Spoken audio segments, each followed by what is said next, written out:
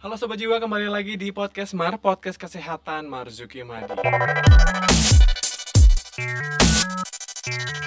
Episode kali ini ditayangkan dalam peringatan Hari Anti Narkoba Internasional. Dan di mana walaupun kita akan dalam peringatan Hari Anti Narkoba, tapi kita mencoba untuk tarik lebih luas ya Bu ya. Kita akan membahas tentang bagaimana adiksinya, dampaknya, kemudian gimana sih cara pemulihannya. Karena kita tahu bahwa kadang adiksi bukan hanya melulu tentang narkotika, tapi juga game online, pornografi atau lainnya.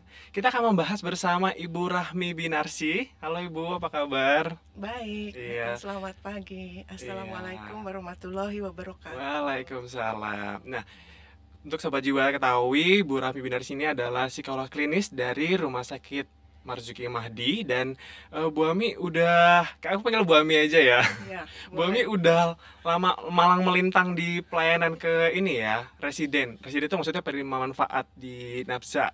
Berapa tahun, Bu? Saya dari tahun 99. 99, sekarang 2020 tuh. Boleh Sobat Jiwa hitung ya berapa lama gitu, Bu? Jadi dari baru datang itu cuma sebulan di polisipsikologi.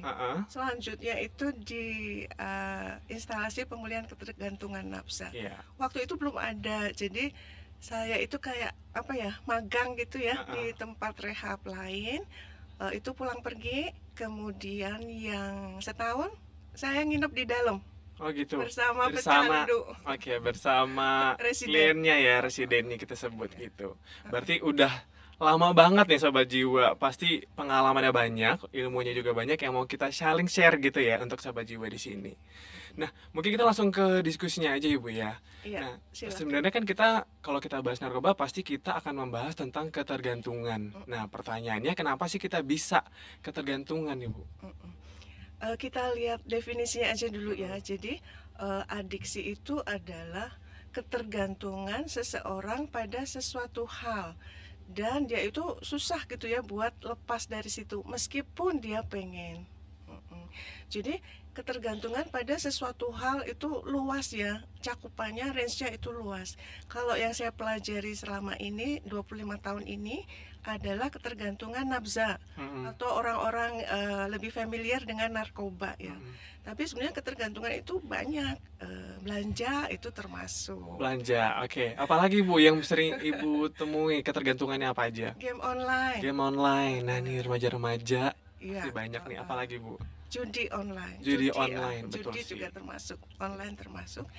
Kemudian seks dan pornografi. Betul banget sih. Mungkin ada Sobat Jiwa juga yang mungkin ikut terlibat seperti yang disebutkan Bu Ami tadi ya. Nah, kenapa kita bisa ketergantungan Bu? Apakah memang ya memang sih pasti mungkin ada zat nagihnya, mungkin dalam rokok kan jadi nagih gitu, atau ada penjelasannya nggak Bu? Oh, sebenarnya bukan satu penyebab tunggal ya. Faktornya nggak cuma satu. Selain individunya sendiri, itu ada pengaruh lingkungan, sama kalau ini nafsanya gampang didapat atau harganya murah gitu ya. Jadi ketiga kondisi itu harus ada, individunya mau memakai, lingkungannya support, maksudnya ada teman-teman makainya juga ya. Kemudian drugsnya ada, mudah didapat atau dia dibagi misalnya gitu ya. Kalau tiga-tiganya ada ya seseorang itu jadi make. Awalnya mungkin coba-coba sedikit gitu ya, lama-lama kan tubuh itu memberikan toleransi ya. Yang sedikit tadi nggak cukup untuk bikin fly istilahnya ya. Jadi dia tambah, dosisnya tambah karena ada toleransi dari tubuhnya. Oke. Dan itu semakin lambat semakin laun ya, mau nggak mau kenagihannya ini semakin meningkat, meningkat dan meningkat gitu ya Bu ya. Ini kalau nafsa, bayangin kalau nonton video porno misalnya. Tadinya mungkin sehari sekali. Besok-besok yang sekali itu nggak cukup bikin puas gitu. Jadi dia nontonnya tambah lagi. Iya betul. Bahkan ya kalau kita bahas pornografi, bukan hanya pornografi yang dilakukan, pasti mungkin ada juga yang lain ya, tindakan masturbasi ataupun tindakan seksual lainnya ya. Jadi nggak cuma single point tuh ketergantungannya gitu Ibu ya. Cuma nonton mungkin. Cuma nonton. Ada aktivitasnya. Nah, itu kan selama tahun jadi dampak buruk ya Bu ya, secara fisik dan juga mentally. Nah, apa sih Bu dampak lebih lanjut yang mungkin Ibu bisa jelaskan? Kalau yang jelas pasti nafsa ya, secara fisik ya, kalau dipakai terus-menerus kan dia, misalnya ini zatnya dimasukin ke tubuh, kan dia ada racunnya, padahal dia ngikut aliran darah kita kemana-mana, pasti juga ke sistem susunan saraf pusat. Awal-awal mungkin enak, tapi lama-lama kan ada yang nyangkut di situ. Itu bisa merusak otak. Otak seperti kita tahu ya, sel-selnya itu agak sukar untuk memperbarui diri. Jadi nggak gampang diperbaiki. Pada residen yang kecanduan nafsu itu ada tipikalnya ada 2 ya. Jadi kalau dia pakai, kemudian gangguan jiwanya muncul. Nah, ini yang pertama ini karena dia juga ada predisposisi untuk gangguan jiwa. Jadi plus ditambahin dia pakai nafsa, muncullah gangguan jiwanya. Dan setelah dirawat, nanti gangguan jiwanya tetap ada nih. Jadi irreversible, tidak bisa diperbaiki dan balik seperti dulu fungsi mentalnya. Dan tipe yang kedua itu kalau dia pakai nafsa, kemudian dia rehab, masuk rehab, itu kan abstinen ya, nggak pakai sama sekali. Kalau dia masa clean time-nya, masa clean time itu masa bersih, nggak pakai drugs. Drugsnya kan dikeluarin lewat keringat, lewat urin, salah satunya ya lewat itu. Nanti lama-lama kan berkurang. Nah itu setelah dia clean, gangguan jiwanya juga muncul lagi? Enggak, hilang. Hilang juga? Yang pertama menetap, irreversible, karena dia kan punya kecenderungan untuk gangguan jiwa ya, punya predisposisi. Nah yang kedua ini reversible. Jadi kalau drugsnya berhenti, dia clean, gangguan jiwanya juga sembuh. Berarti Ibu juga sering ketemu ya, maksudnya mereka pengguna nafza, tapi mereka juga jadi terdampak gangguan jiwa juga, gitu Ibu. Kalau fisik lebih jelas ya, dia biasanya kan memelihara kesehatan diri sendiri itu juga sukar ya, jadi aktivitas sehari-hari seperti mandi, gosok gigi, gitu-gitu udah lupa kali ya. Jadi kalau masuk itu biasanya karena jarang makan juga, berat badannya turunnya banyak banget, terus lebih lebih kumel, kucel gitu kelihatannya gitu ya. Kemudian kalau zaman dulu yang 2001-an itu kan lebih banyak pakai yang putau, yang downers, yang orangnya lebih tenang, tapi sakonya lebih gila gitu loh. Jadi banyak yang marah, banyak yang mungkin banting-banting, ekspresi agresinya udah kelihatan. Nah itu biasanya matanya itu lihatnya beda gitu ya, lebih galak gitu ya, lebih lihat kita itu kayak memusuhi gitu ya, paranoid. Tapi nanti beberapa saat setelah di pemulihan itu nanti tatapannya, eye contact-nya lebih bagus, lebih lembut, sama lah kayak kita gitu ya, yang nggak make. Nah, berarti aku mungkin simpel dulu pertanyaannya. Mereka yang adiksi, mereka bisa pulih? Bisa itu ya, asalkan kalau untuk individunya sendiri, kita lihat ya, dia biasanya rawat jalan atau rawat inap. Itu tentu saja ada kriterianya ya. Kalau yang rawat inap pastilah dia udah nyoba di luar tapi nggak bisa. Relapse itu makai lagi gitu ya. Nah itu perlu rawat inap. Pencegahan relapse itu yang paling penting adalah sebenarnya dari individu, dianya mau ya. Kalau di dalam sih pastilah clean ya, karena kan dijagain, jadi nggak ada yang bisa masuk barang gitu. Kalau di luar dia harus menjaga dirinya sendiri. Salah satunya adalah menghindari high risk situation. Risiko tinggi gitu ya, situasi dengan risiko tinggi. Apa tuh Bu yang menyebabkan orang jadi sulit pulih? Ya tadi high risk situation itu susah dihindari, kan di situ ada 3P ya, people. Orang-orang yang dulu dia biasa nongkrong dan make. Yang kedua itu place, tempat yang biasa dia make. Yang ketiga thing, benda-benda yang ngingetin make. Misalnya kalau sabu ya buangnya masih ada nggak disimpan di rumah, kan itu harus bersih ya.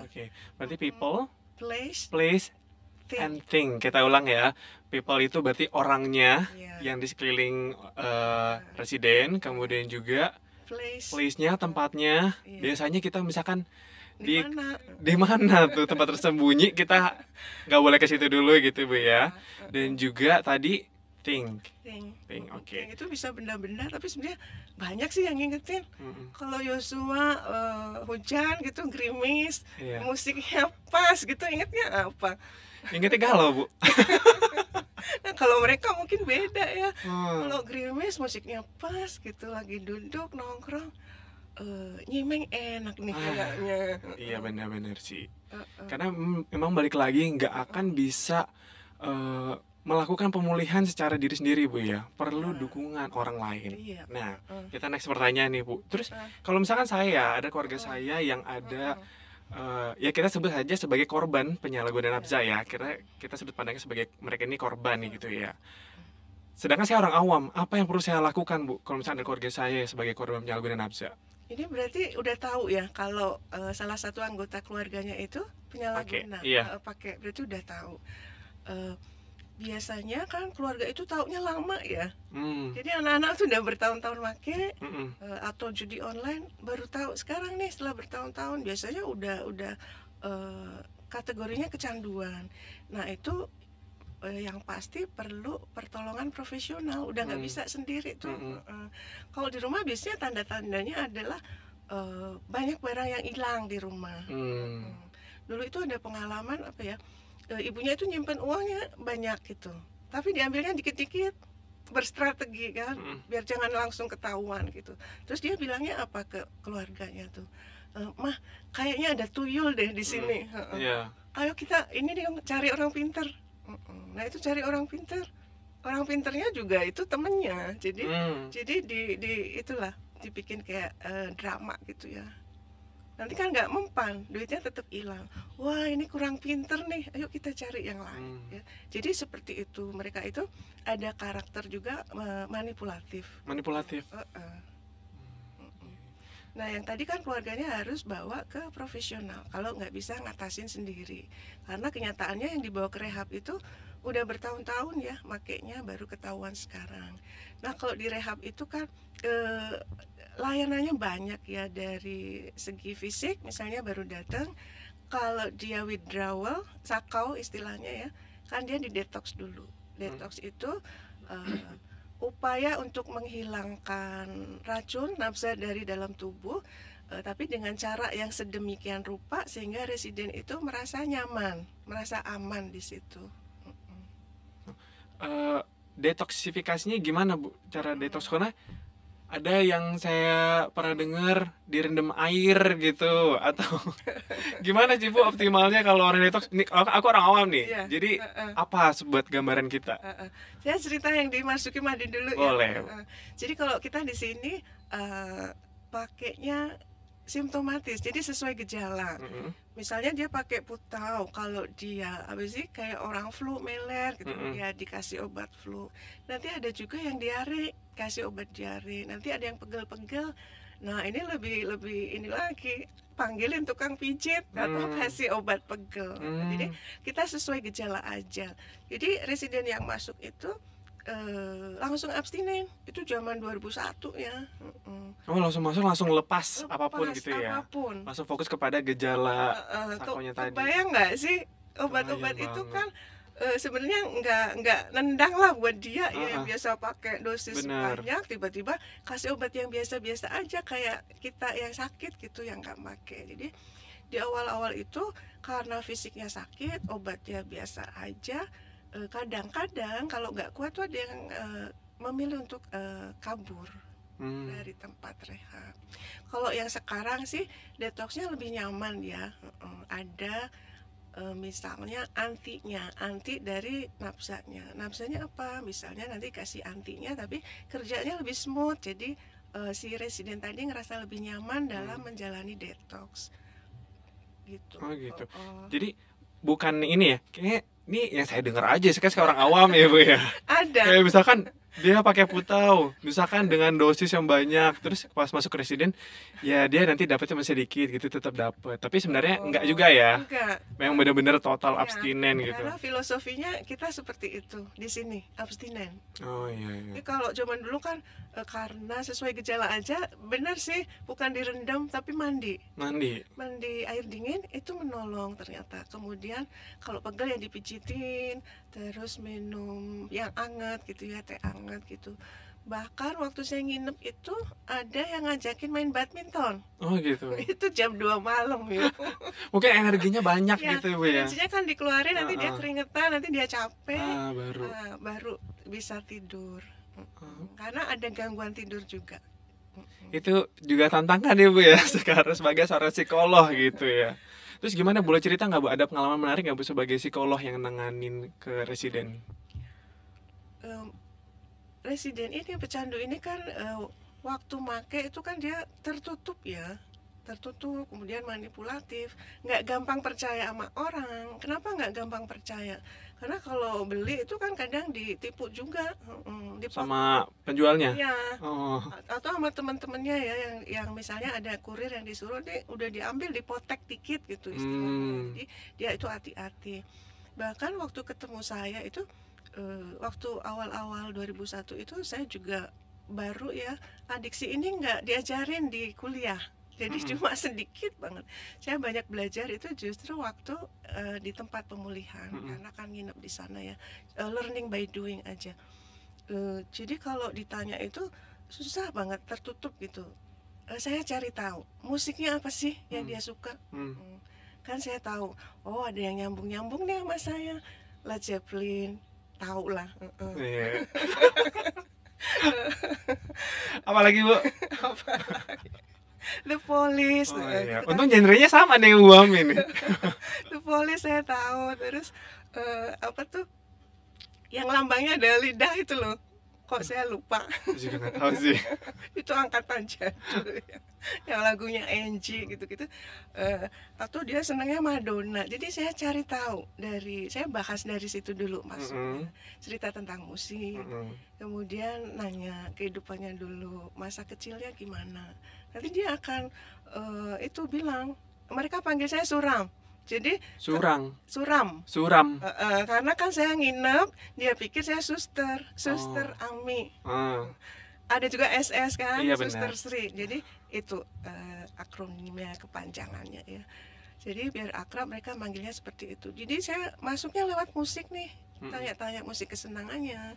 Terus waktu kecil dia seperti apa, dibesarkan. Nanti dia akan balik, Suram cerita dulu dong waktu kecilnya dulu gimana. Jadi mungkin tekniknya nggak ilmiah ya, nggak kayak yang diajarin di memang perlu fleksibel ya Bu ya. Sampai diterima dipanggil Suram gitu, padahal sebenarnya itu akronim dari Suster Ami. Sebenarnya nama saya kan Binar ya. Iya. Binar sih itu kan bersinar, ini Suram itu jadi Suram. Tapi it's okay lah, karena itu biar mereka ngerasa deket gitu kan. Anggap aja panggilan kesayangan. Jadi kadang mungkin saya harus cerita nih masa kecil saya. Tentu saja dipilah ya yang kira-kira ini berguna nih buat proses konseling, buat ngebantu dia.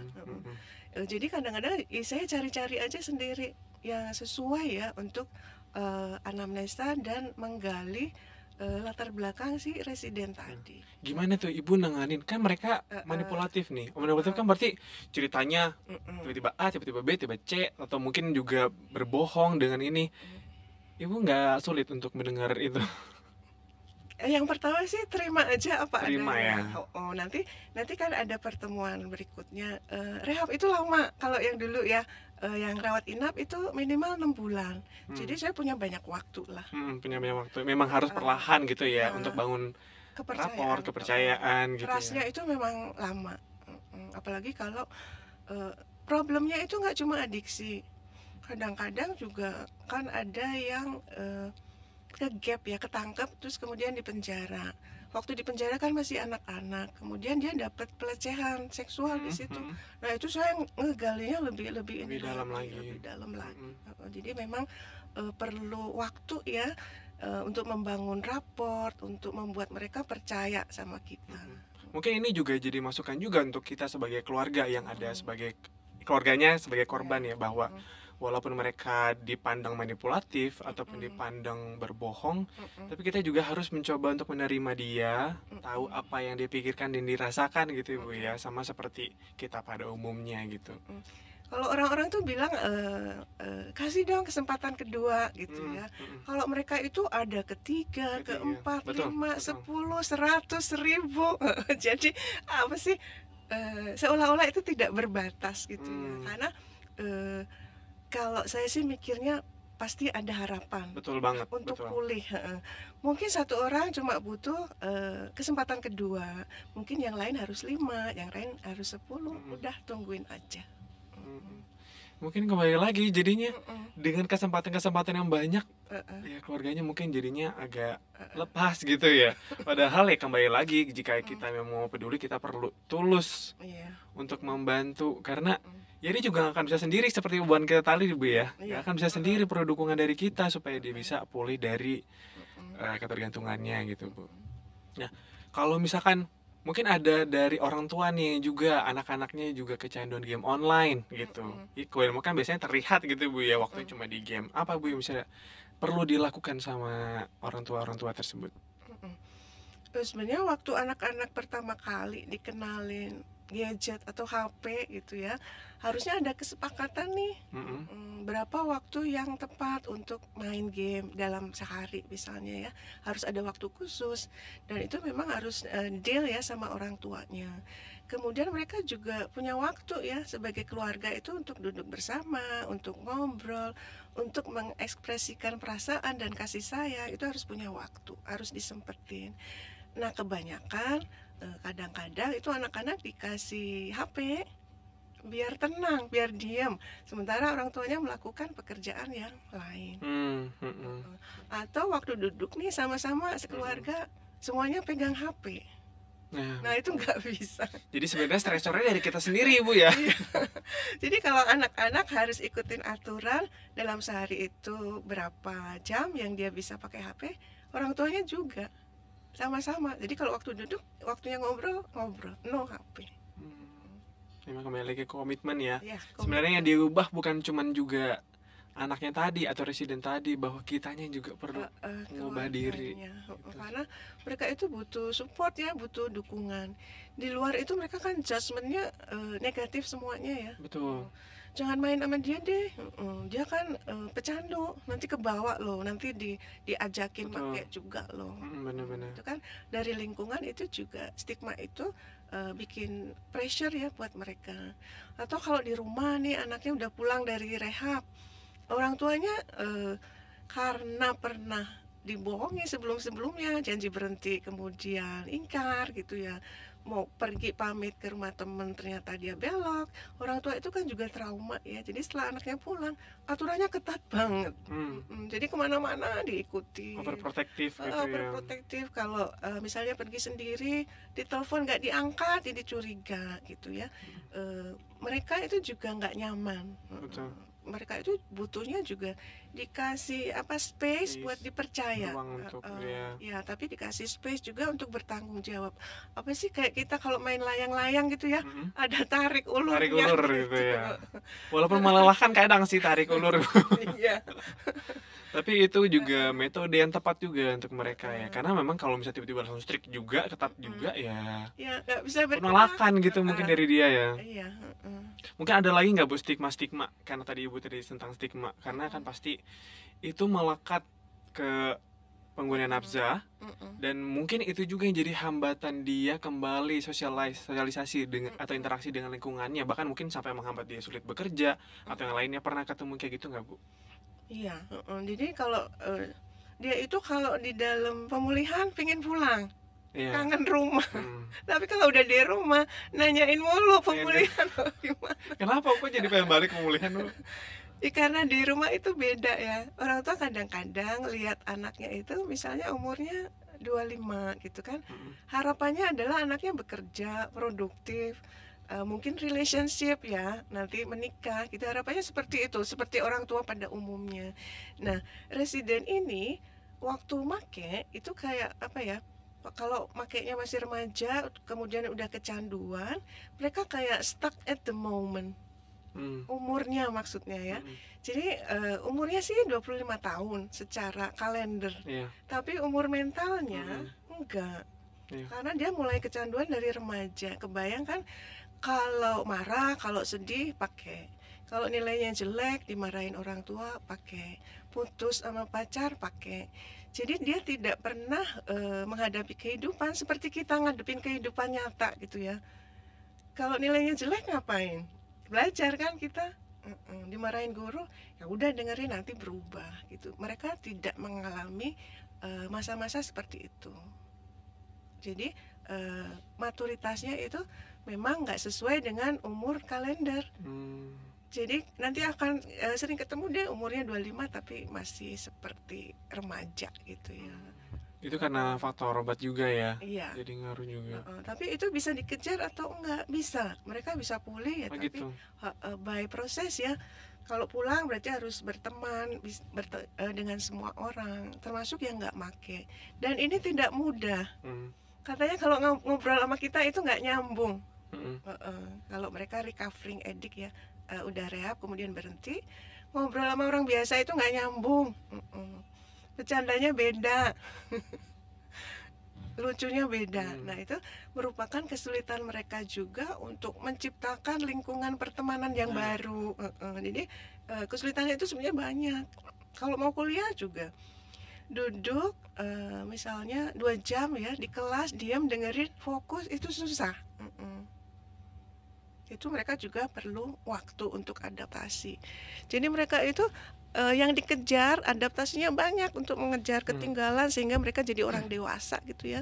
Secara fisik mungkin gampang, kalau rehab nanti jadi bersih, jadi mandi, hidupnya teratur, berat badannya tambah. Kalau secara fisik oke, kalau dia nggak ada penyakit lain ya, nggak ada penyakit penyerta. Tetapi secara psikologis, nah itu PR banget. Untuk kita aja nih misalnya ngerubah satu sifat aja, misalnya dari galak, pemarah pengen jadi sabar. Nah itu perlu waktu juga ya. Nah mereka itu banyak, secara psikologis banyak yang perlu diperbaiki. Secara sosial itu gabung sama orang, rasa enjoy dan nyaman di situ juga perlu keterampilan.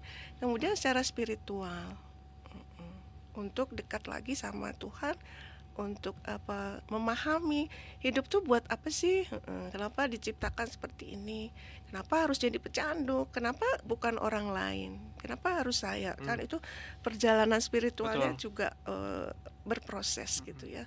Jadi PR-nya banyak banget mereka itu. Sebenarnya ya itu kembali lagi ke gimana peran kita di masyarakat gitu ya.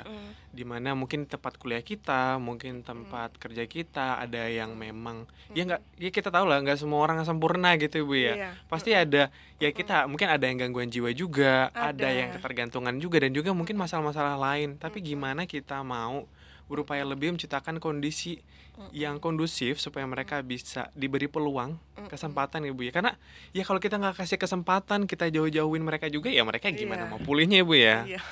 Saya itu dari dulu tuh punya mimpi itu ya, setelah dari tempat pemulihan itu mereka dilatih keterampilan, mereka punya keahlian tertentu, bisa nggak ya kita itu berjejaring dengan dunia usaha, bisnis, tapi mereka bisa berkarya di situ, dikasih kesempatan, paling nggak magang deh. Itu belum kesampaian. Itu impian ya Bu ya. Tapi ada nggak Bu, maksudnya residen atau pasien Ibu yang sudah lepas, udah bener-bener total abstinen, maksudnya tidak bener-bener udah tidak menggunakan lagi, dan juga sudah produktif, sudah bekerja atau gimana? Banyak banget. Ada yang kerja di bank, itu banyak. Ada yang jadi psikolog kayak saya. Oh iya. Itu ada 3 orang. Oh iya, berarti dia jatuhnya kayak jadi ini ya, counselor banget karena dia ngalamin juga. Karena dia ngalamin. Kemudian ada yang kerja, Yosua tahu stasiun Manggarai? Tahu. Ya, dia yang ngawasin. Oh gitu. Supervisor gitu, dia pembangunannya. Ada yang jadi penyiar TV. Wah, hebat. Saya itu pagi-pagi jam 5:30 apa jam 6 gitu ya, ada yang baca berita pagi. Saya nggak lihat tuh, tapi suaranya kan saya apa, lama-lama saya lihat kok kenal sih. Saya masih punya nomornya. Saya sapa, keren banget, baca berita pagi-pagi. Jadi itu bikin kita merasa bahwa yang kita lakukan di sini itu ada gunanya gitu loh. Luar biasa. Meskipun bukan kita yang bikin dia pulih ya, pasti dia effortnya effortnya juga besar gitu iya, yang dikeluarkan ya untuk itu. Tapi senang aja kalau lihat mereka bisa produktif, bisa mandiri gitu ya, dan punya kontribusi lah paling nggak buat keluarganya. Terus kalau misalkan itu kan berarti kan impactnya bagus Ibu ya, rehab kita Ibu ya, Iya, dari ini rehab. Terus gimana? Misalkan saya ada keluarga biar masuk ke rehab Marzuki itu gimana? Atau mungkin yang lain, rehab yang lain? Oke, kalau kita kan jadi kayak salah satu institusi penyelenggara wajib lapor IPWL. Syaratnya mudah kok. Itu kan di satu program yang dibiayai pemerintah ya, meskipun ada cost sharing di situ. Syaratnya cuma kartu BPJS PBI. Kalau nggak, BPJS-nya penerima bantuan iuran gitu ya. Kemudian kalau nggak ada surat keterangan tidak mampu juga bisa. SKTM. Ya. Kemudian ada wali, wali keluarga atau yang bertanggung jawab untuk residen, KTP si pasiennya. Terus dibawa ke unit apa Bu di Marzukinya? IGD kah, rawat jalan kah atau gimana? Kalau jam kerja ada polinya. Ada poli. Poli nafsa ya. Poli nafsa. Kemudian kalau udah lewat jam kerja bisa dari IGD. Dari IGD. Okay. Nanti dari ruang pemulihan itu nanti akan ada yang ke depan kalau mereka perlu bantuan. Bisa gitu. dikontak. Iya. Oke. Berarti sebenarnya kalau misalnya keluarga kita yang nafsa ini ya nggak melulu mereka ke penjara ya Bu ya, karena kan memang itu malah lihat aturan ya. Kalau yang di penjara itu biasanya mereka yang tertangkap tangan. Meskipun urinnya negatif ya mereka, tapi duduk di situ di sekelompok orang yang make ketangkep. Ya udah dibawa di penjara, nanti kan diproses. Kalau dia pemakai bisa, itu kan kita kerjasama juga ya dengan kepolisian, ada MOU-nya. Mereka dirujuk ke sini untuk pemulihan sisa dari itu ya. Kalau mereka pemakai ya. Kalau pengedar mah beda lagi ininya. Beda lagi ya, memang sih. Karena kembali lagi pandangan kita mereka itu korban gitu ya, yang perlu untuk dibantu mereka bisa pulih kembali gitu Ibu ya. Oke deh. Berarti mungkin itu Ibu ya yang bisa kita bincang-bincangkan lagi. Mungkin atau mungkin ada cerita menarik lagi Ibu, atau ada sharing khusus, mungkin ada topik tertentu yang bisa dibahas tentang nafza ini sebelum kita tutup. Kalau kita udah make, udah kecanduan itu kan proses untuk berhentinya itu perlu waktu panjang dan lebih ini ya, menghabiskan energi banget gitu ya. Sebaiknya sih nggak usah nyoba gitu, karena kalau mereka itu ada semboyannya ya, kayak di NE itu 1 terlalu banyak. 1 terlalu banyak? 1000 nggak pernah cukup. 1000 nggak pernah cukup, betul banget. Ya itu menarik juga sih ya. Jadi 1 aja kebanyakan, berarti kan jangan pernah mencoba. Betul, kalau misalnya kita tahu itu udah buruk ya kenapa kita juga harus coba gitu Bu ya, untuk tahu kalau misalnya itu buruk. Apalagi kalau misalnya kita yang nggak punya penguasaan diri yang bagus Bu ya, belum lagi punya coping, maksudnya penyelesaian masalah yang bagus juga, nanti malah larinya ke situ lagi. Remaja ya terutama kan pingin tahu gitu ya, rasa pingin tahunya besar gitu ya. Nah mungkin itu bisa mencegah untuk jangan pernah mencoba. Oke deh, itu relate banget sama dalam peringatan kita Hari Anti Narkoba Internasional ini gitu ya. Kalau misalkan sobat jiwa ya penasaran ya, kalau penasaran gimana dong Bu? Gak usah penasaran lah ya. Penasaran boleh, tapi just ini aja, memenuhi keinginan tahu itu kan ada di kepala. Betul. Ya. Cari tahu, tanya-tanya, ngobrol boleh, tapi don't do stupid thing. Gak perlu kita lakukan. Ya, gak perlu kita rasain kotoran untuk kita tahu kalau itu tidak enak. Gak usah. Ngobrol aja boleh, sharing. Cari tahu. Berarti itu ada kesimpulannya ya, jangan nyoba dulu nih sobat jiwa. Kalau misalnya pengen tahu ya nggak apa-apa, kita cari tahu, tapi supaya kita tahu dampaknya. Jadi kita nggak nyoba-nyoba. Terus juga kita sebagai keluarga kita harus dukung keluarga kita yang punya permasalahan dan gangguan supaya bisa tetap pulih kembali. Kemudian juga bagi mereka residen dan juga atau mungkin yang mereka kecanduan, selalu ada harapan untuk mereka bisa pulih. Yang penting gimana dia mau berkomitmen untuk bisa pulih, dan juga dukungan juga nih kita dalam teman sebayanya, tempat kerjanya, tempat pendidikannya, untuk memberikan peluang yang positif supaya mereka bisa kondusif dan juga bisa pulih kembali. Seperti itu Ibu ya. Kembali lagi, adiksi bisa dipulihkan. Betul banget. Terima kasih Bu Ami untuk sharing kita hari ini nih. Sama-sama. Pasti ini jadi hal yang positif banget untuk Sobat Jiwa yang mendengarkan, dan tentunya Sobat Jiwa bisa mendengarkan episode-episode kami sebelumnya dan juga nantikan episode kami selanjutnya.